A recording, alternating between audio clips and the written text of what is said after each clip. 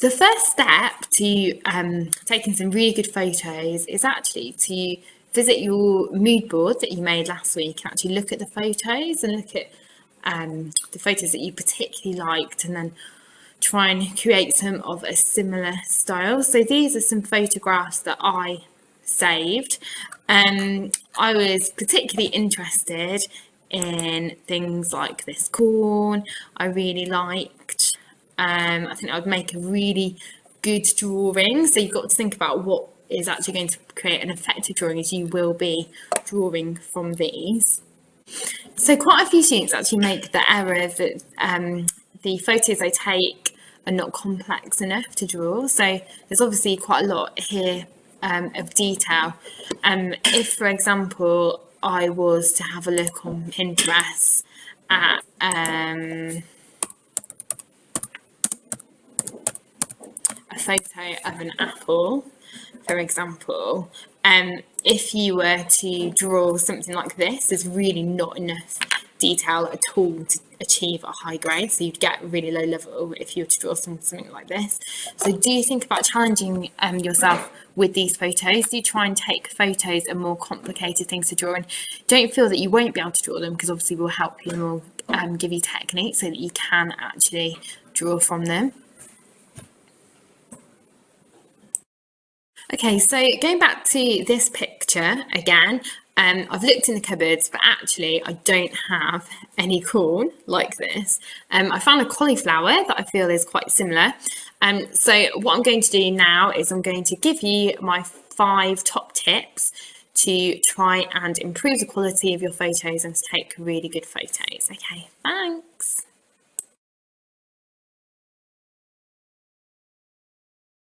So for my first tip, I want you to try and be experimental with lighting. This first photograph here, I actually just took inside, and some quite nice colours. It's worked quite effectively. I mean, it's fine. If you have a look at the next 2 photos, the shadows are actually much stronger and have been enhanced. And I think if you're drawing, these would actually make a better drawing if you're to draw from them. As you get a lot more contrast in your work.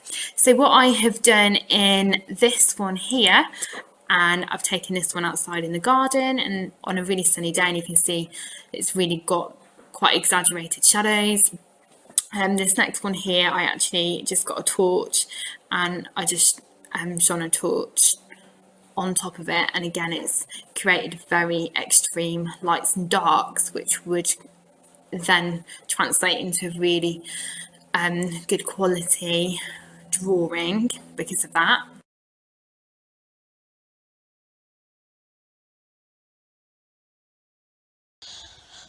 So the next thing I'd like you to think about is background. You can see if I was to take my photograph here, there's lots of clutter, it actually wouldn't look that good.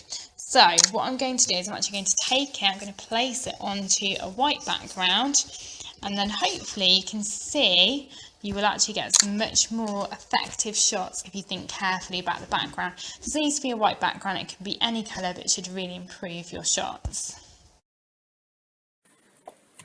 Okay, so my third tip is to focus on your subject. If you have a look at this picture here, you can actually tap the screen on an area that you want to focus on. This is if you are taking your photo on your phone. Obviously, if you are taking your photo through a camera, then you can focus manually on your camera. But if you want to focus on your phone, this is how you do it. You can see I'm taking photos from lots and lots of different angles, some from above, some from below. So try and take as many different pictures from different angles as you can. You might also want to try rotating your object or what it is that you have set up, and just try out lots and lots of different angles so you can get lots of different pictures, okay?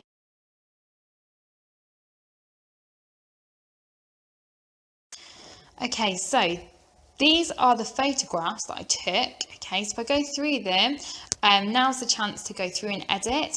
So you'll want to delete some of these. Don't like that one because the background, I'm going to delete it, going to delete that one. So you go through, you keep the best ones and you delete the worst ones.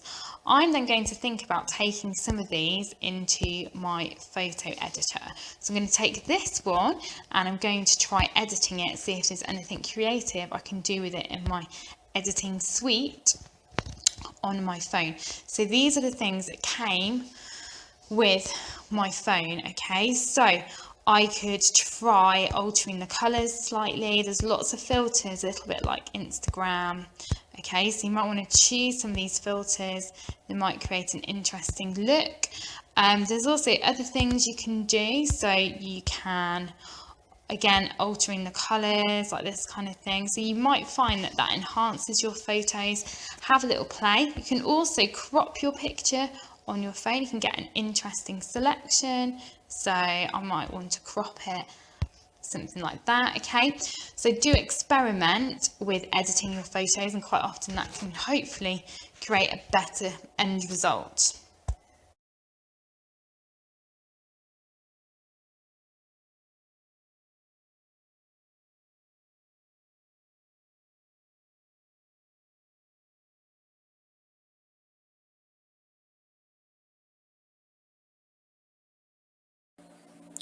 Once you've got your photos, you would normally spend some time presenting them and annotating them. So look something like these examples.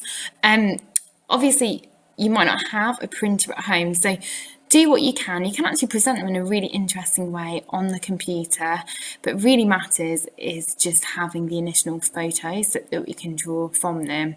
If you can't print them out, then just put them on a PowerPoint. We would really like you to include some form of annotation. So there will be an annotation sheet that I will attach on to share my homework. But you basically need to just write about the photos you've taken them, why you've taken them, and if there's anything